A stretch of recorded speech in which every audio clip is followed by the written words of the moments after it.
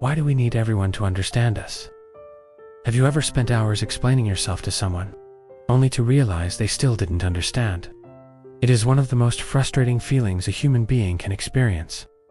Not because they disagreed with you, not because they chose a different opinion, but because they never truly saw what you were trying to say. And somehow, that hurts more. Most people think they want to be loved. Others think they want to be respected. But underneath both of those desires is something even deeper. We want to be understood. We want someone to look at our thoughts, our intentions, our mistakes, our fears, and quietly say, "I understand." That sentence has the power to calm an anxious mind more than almost anything else. But why? Why do we crave understanding so much? Why can one misunderstanding stay in our minds for years? And why do we spend so much of our lives trying to explain ourselves? The answer has less to do with other people, and more to do with how the human mind builds identity. From the moment we are born, we begin learning who we are through reflection, not mirrors. A child smiles. Someone smiles back. The child cries. Someone responds. The child speaks. Someone listens. Little by little, the brain starts forming an identity. I exist. My feelings matter. My voice has meaning. Long before we understand language, we are already asking one silent question: do you see me? As we grow older, the question changes: do you understand me? The strange thing is that this question never really disappears.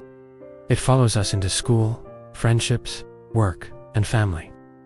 Sometimes we think we are defending an opinion, but what we are really defending is ourselves. Because when someone completely misunderstands our intentions, it can feel as if they misunderstood who we are. An identity is something the brain protects fiercely. This is why small misunderstandings can create surprisingly large emotional reactions. Someone says, "You're selfish." Maybe they only meant one decision, but your mind hears something much bigger. They don't know who I am. They don't see me. Suddenly, the conversation is no longer about what happened. It becomes about identity, and that changes everything. Every person carries a story about themselves. I'm kind. I'm trying my best. Imagine someone challenges that story. The brain reacts immediately because it threatens the story you've been telling yourself for years. This is why arguments become emotional so quickly. People rarely fight over facts. They fight over being seen correctly, over being understood. The irony is that complete understanding is almost impossible. No one has lived your life. Every person only sees a tiny window into who you are, never the whole house. Perhaps peace was never about convincing everyone.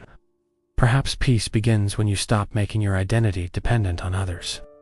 There is another reason we desperately want to be understood. It begins with the fear of being alone.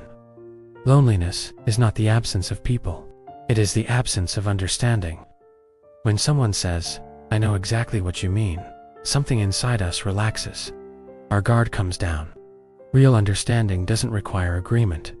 Someone can disagree and still respect your feelings. Many disagreements are caused by different perspectives, looking through different windows.